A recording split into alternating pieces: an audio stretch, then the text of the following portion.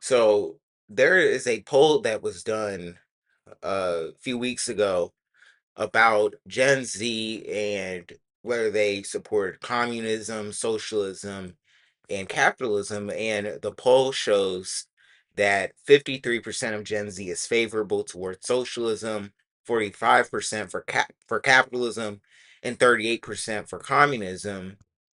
And what is fascinating here is communism is just 7% under capitalism. And uh, basically, despite all of the propaganda that has been done by the ruling class, Gen Z is still turning towards communism and socialism.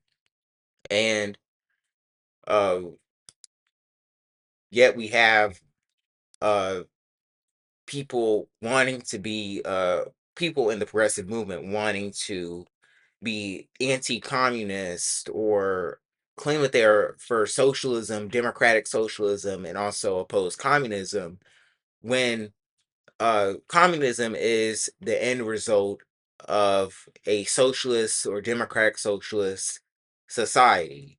You cannot be supportive of communism of socialism and also be anti-communist when communists are pushing for a anti-capitalist society, which socialists are also anti-capitalist.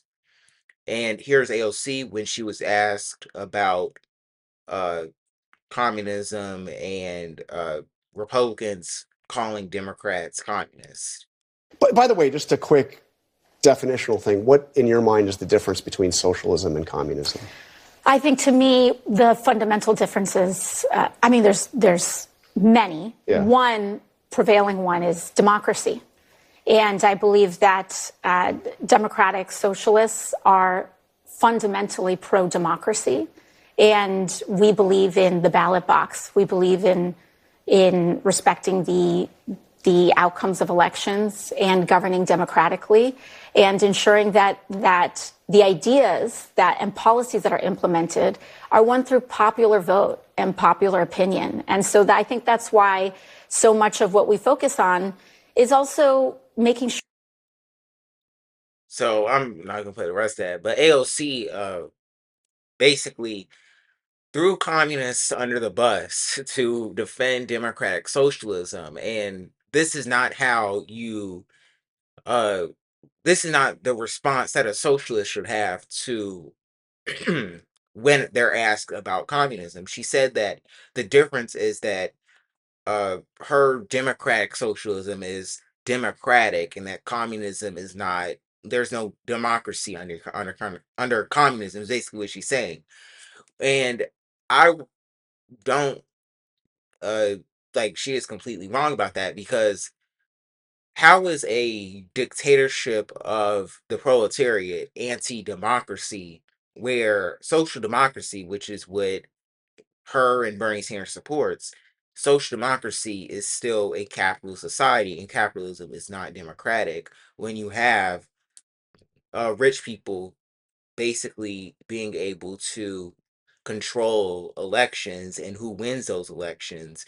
That is not democratic. Communism is more democratic than what her and Bernie Sanders social democracy is. And there have been some people saying that you can be like socialist and anti-communist or democratic socialism. I'm a democratic socialist and also pro-communist. Communism is supposed to be the end result of socialism, and communism is democratic. I don't uh, get why this is being discussed, whether communism is democratic.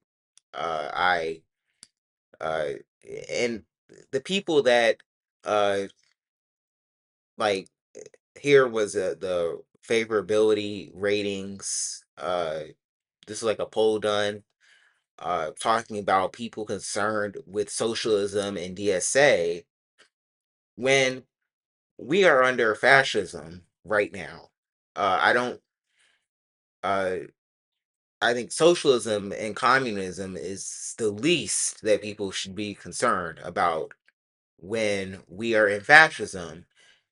And that is where I think the social democratic wing of the Democratic Party gets it completely wrong when we are seeing mass surveillance under capitalism, and we were told that that only would happen under communism or socialism, and that stuff like that happens in North Korea or China, and that that would never happen here under capitalism. And we are seeing flock cameras being put up against uh, the people that have protested against the flock cameras and don't want mass surveillance.